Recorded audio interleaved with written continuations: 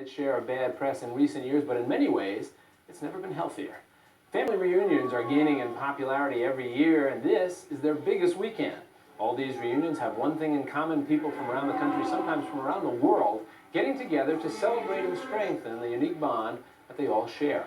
Joining us this morning to talk about all of that, Amy Barlow and Nathan Kramer, who just put together their family's 100th reunion, and the editor of Reunions magazine, Edith Wagner. Good morning to all of you.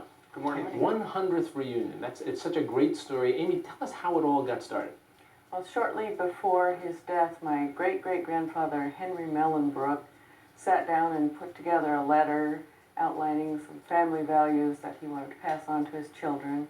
And part of that was suggesting that they hold a reunion every year. And so ever since then, his children and grandchildren have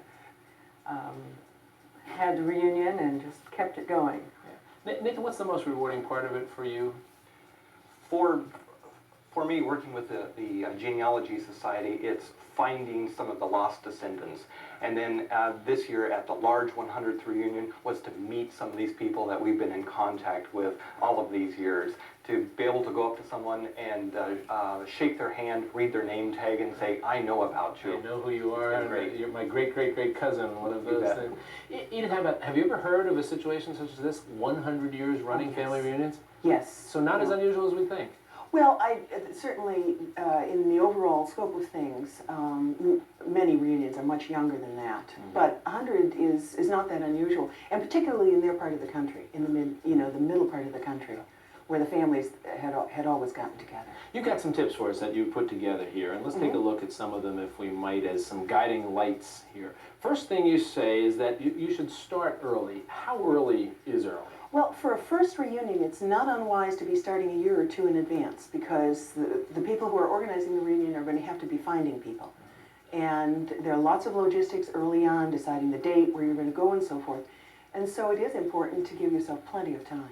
You mentioned the date, and the next suggestion you have for us is choose a date and stick to it. Now, I come from a big family, and on my mother's side, we try to get together. Unfortunately, it's not every year, but we try to get together. But the big sticking point is always, well, someone's out of town this week, and somebody is away on that week. So how do you deal with it? Well, you hit the nail on the head, because the reason you have to stick to the date is because there's always going to be someone who can't come. And those same people can come to the next reunion. But initially, if you pick a date, you tell everybody the date, and someone says, "I can't come," then you're changing it for that person, which is really unwise, because then you'll have at least one, if not more people, who can't come. So set it and hope that you don't hurt feelings, and That's as you said, you know what, yeah, you can be next year, That's we'll work right. with you next year, That's type right. of thing. Yes. The other suggestion you have here I found was rather curious. You say about forming and utilizing committees.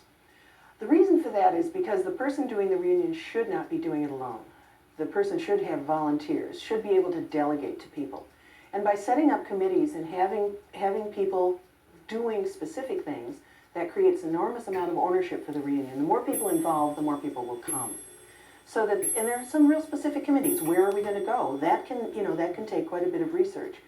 A committee for programming, particularly for programming for children, so that there are lots of games, because the happier the children are, the happier the reunion. So the idea is just don't have everybody just show up, but have some structure to the organization. Oh, yes. You mentioned one thing, where you're going to go, and you and your magazine have some interesting suggestions. Give us a quick list of some of the types of places you might want to consider for holding your reunion. Well, first of all, hotels are the obvious, because hotels have all kinds of facilities right there, the meeting facilities, banquet facilities, and so forth.